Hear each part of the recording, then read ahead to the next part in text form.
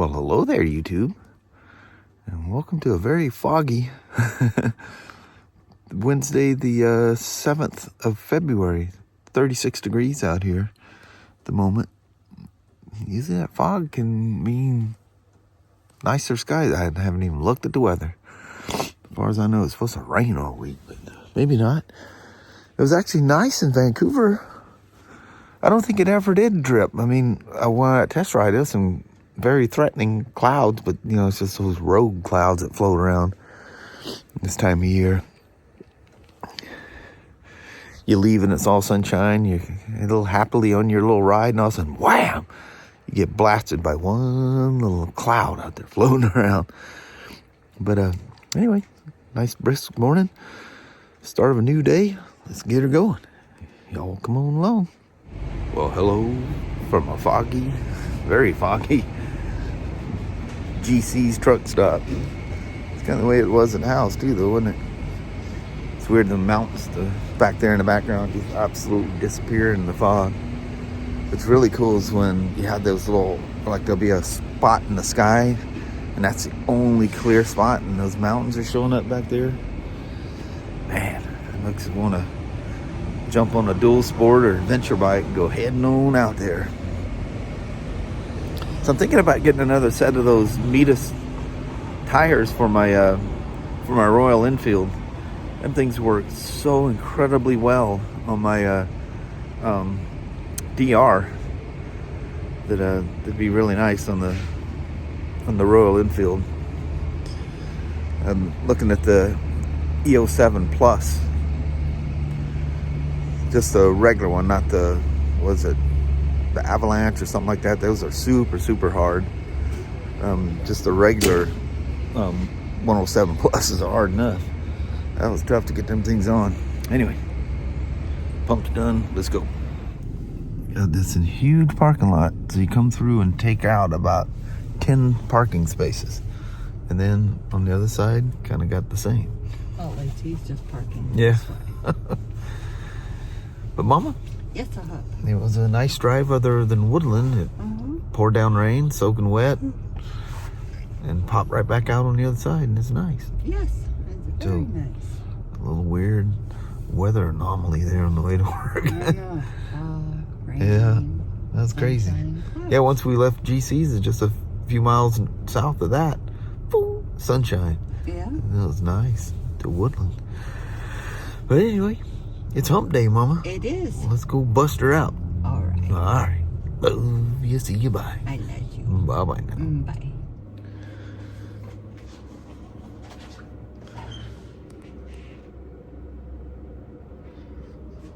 Oops. Something fell off of this thing. I didn't even put gas in it yet. That made it nice to take the tank off. But so far, got the tall shield, the shield deflectors or wind deflectors, the fairing deflectors, SW Motec mount, the Cyclops, what are they calling them? The something, Auroras. He's got a XT Zumo Garmin that's going on. So they make these things work because they have that halo thing that runs bright orange, and then when you hit the high beams, it goes hot. So you tap it into the high beam wire, which is this little blue wire going into the LED bulb. I don't know, them wires are really small, but it's going to be triggered by a relay, so it's not going to have a crazy load on it. And these are the wires that go out to it. These are the ones that are connected to a switched hot, and that'll turn the little, they got a name for them. Yeah, DRL lights. That's the halo things. So these go out there and they'll tie together. They got two separate. Those are for the halos, and then the nice coupler for the regular crazy bright LEDs. And there's heated grips, and there's a bunch of stuff that's not going to be here. The heated grips, the 12 volt socket. It'll go in that hole right there. I hadn't even taken the plastic off of that thing. Not messing with anything until it's done. So anyway, and all of this somehow or another has to fit into a spot that there's no room for. I mean, those lights, I mean, that's enough wiring you get wired up in your Jeep. Not quite, but it's a lot for a motorcycle. Especially, everything fits pretty tight in here. That tank, you know, we're looking at it underneath, you know, thinking that might be a good place to ball up. But if you put some pressure on that plastic fuel rail in there, needless to say, that could cause a really bad problem. You'd break a fuel hose, because you'd be surprised how powerful a fuel pump is. 42 psi, it comes out of there quick. Got to disconnect it from power, because I'm going to be messing with the batteries off and on once I get back doing some other stuff here. Anyway, if you ever wondered what a XL750R looks like with her, it's got her skirt down and flashing us a little bit here. That's what she looks like underneath. Hey, oddly enough, he didn't get the skid pan. Maybe he's got other plans for it. It's sold before we're even done with it here. So the things that we don't have the grips. We don't have the 12-volt socket kit. There's something else that was missing. Oh, the center stand. They're back ordered until like the middle of next month. I think is what the ETA is for them. So we're going to do what we can, and he's going to take it and bring it back for the other stuff, or maybe do it himself. I don't know what his plans are. So yeah, I'm assuming, because this dummy plug, that's either going to be for the 12 volts, most likely a 12 volt socket, because if you see the wire is going to swing under and pop back up over there. These things come apart fairly easy. Just follow the manual. I love the instructions. They even give you a web address so you can look up the instructions yourself, and almost everything it says refer to the shop manual. Well, I can get to the shop manual logging in through our dealer network, but it only works with Internet Explorer. So it won't work with Edge, Chrome, Safari. I tried to install, of course, Internet Explorer is dead, and they even warn you when you open it up, it's going to be gone. But I can install Edge on a MacBook, but Internet Explorer doesn't exist. I can't figure out what setting. It just, when you open it up, it shows a splash screen as a PDF, and it won't go through. It doesn't matter whether it's Windows or Mac. It just won't work. Only the old Internet Explorer, because the manual's interactive. I can close this thing here, but you can, I just closed the whole manual. Oops. But anyway, you can hit, it's a digital shop manual. You can print some pages out of it, but you can't print the manual. I guess you could, but it might look like that. Anyway, so I've been tinkering around with here. And we got the forks, the collars. You guys remember installing them collars on the forks? Those showed up. This is all the stuff for doing the recall, and because he's over the mileage, he's like 50,000 or so. He gets a new drive shaft automatically. You don't even test it. You just take it apart. Tim had a GSA yesterday that it passed the test, but water came out, so you got to take it apart to lube it and inspect it. It won't even come apart. So we're gonna have to use that fancy tool to separate it from the differential housing and go from there. That's what I like to see, genuine parts. Everything's been OEM except for the lights, the Garmin, and it's a SW. I think I already told you that. This is a SW Motec setup. I've seen other people put those same lights on, but they're using the factory Honda engine / frame guards. That makes it a little neater setup, I think. But that's just me. They're not dangling out so much as those are. That skid pan is pretty important on this thing. You get rough on the back roads, that exhaust hangs down, and that's the engine sump. That's where your pickup screen is down there. You don't want to whack that thing too hard. It could leave you stranded in the middle of nowhere. I think this motor was initially set up for the Hornet. It's sold over. I don't think we have it here. It's sold overseas. What is that thing there? What the heck is that? Huh. Almost like an oil filter mount, but that's literally like a capped off oil filter. Maybe you put, well, I don't know. I like the guard for the caliper that's built into the lower fork.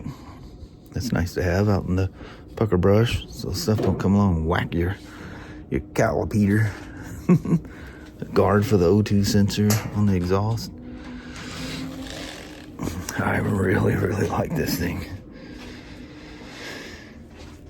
Full boat retail, it's $99.99. 10 grand. And yeah, she's a sweetheart. Plus, it's a Honda. Alrighty. These lights look good, what I've seen. I mean, that halo thing is super bright. It's like a bright running light. But I think these run as a work, the LEDs work as a running light as well, but those are nice and bright. Safe and sound at home. So, Tim come up with an idea and has everybody in the shop all spun up over this thing. Talking about when it, in the spring we get some nice money, you get some nice days this month. You never know. February is known to pop those up every once in a while. But all of us going to the coast, taking a trip out to Astoria and maybe up to Long Beach or whatever. Take some back roads. Obviously all of them are coming from Vancouver. And Cal and I would be coming from way up here. So, what we're kind of tentatively talking about is meeting somewhere in Longview and, talking about taking the Washington side down, like go to Long Beach and then come back, hang out and go across the Astoria Bridge and hang out in Astoria for a bit. And then take back roads, there's wonderful back roads back there. As we get closer to Highway 30 on the Oregon side, Kelly and I will veer off one way and they'll veer off their way and, head back to Vancouver. But make a day trip, or even there's these, I think it's towards Long Beach. There's these, a park that's old pull trailers, old camp trailers. I mean, some of these things way back old. And they've been restored and actually have regular plumbing and lighting in them. Some of them do, not all of them. And you, instead of renting a motel room, you rent a camper. They're permanently fixed there. They're not moved. Well, I guess you could move them, but they, being plumbed and everything, it's not like a camping hookup. It's literally like a little house that doesn't move anymore. But they rent those things out, and Kelly was looking at their website last year and just thought that was the coolest thing ever. But something was going on at the time and they were booked up, so we couldn't get in. But thought it'd be fun for all of us to do an overnight thing, like take off on a Saturday morning, go goof off, spend the night, hang out a little bit the next day, and have breakfast and whatever, and make our ride home. How about that? So I'm going to make this happen with this thing. We're going to take a genuine trip on this thing. I want to do that. In fact, Kelly and I were just talking about it. She goes, you better need to go out there and talk to them, do whatever you're going to do, because it's getting late. It's almost, it's 8:15. She has to eat between 8 and 9. But anyway, we're talking about me doing this trip and the trip to the coast. She's all about it. She's going to take her first trip on Flirty there. And I'll probably take the Road King. Because if we go, especially if it's an overnight thing, you know, I'll just take the Road King. Be comfortable. But Tim's kind of going back and forth whether he's going to take his BMW or his 90th anniversary Harley. I guess his girlfriend's not really comfortable in the back of an R9T for his girlfriend. He's talking about making some mods, some temporary you could put on it and make that comfortable. But yeah, what do you all think about that? And that's the, you know, as soon as we find like a nice weekend or whatever, you know, just gear up and go. I'm ready. Tanks are full. Batteries are charged. Of course, I have to check tire pressures on everything, which I forgot to do on Flirty. And when I brought it in Saturday, I could tell when I come in the door, I said, that front tire is not up to snuff. And then what do? We take off. We're halfway on the ride on Sunday, and it dawns on me. I said, Kelly, I never adjusted your tire pressure, so I need to do that. But that'd be fun. That'd be heck of fun. Heck yeah, fun. I might have something cool to show you with a seat. It's being worked on. It's really cool. You guys will know who it's from, but it's got to come from a long ways. But he wasn't sure he could find it, but he found it, and I'll just leave it at that. That'll be a nice surprise. That'd be really cool for the Road King. And it's just as fun and playful as a stock, but one step better. Anyway, let's go do a goodbye with the mom and we'll roll out. Well, hello there, YouTube. Kelly says I was out there more than 5 minutes. I only need about 5 minutes to talk to him. Seems like. I was really gone about 5 minutes. Danny followed me straight out there this time. Mm-hmm. I shut the door and he went scratch. I looked behind me, I didn't see him, but he must have been there, hiding in the shadows. But how about that? Mama taking her first road trip on one of her motorcycles. Yeah, I can't wait. It's gonna be here fun. before too long. It'll be 3 years since she's had that thing. I love Isn't that crazy? Love that bike. Yep. That'll be nice and comfortable. Mm-hmm. And that'd be fun, especially if we can do an overnighter thing and stay at those old camp trailers. Yeah, that'd be fun. Tim was talking about all of us get one, or we get a big one and all of us stay in one. Some of them are great big old things. They're like a little single wide mobile home, you know, the big old trailers they had back in the 50s and stuff. It's some really cool stuff. So anyway, on that, good thoughts for the future spring and summer coming. Yes.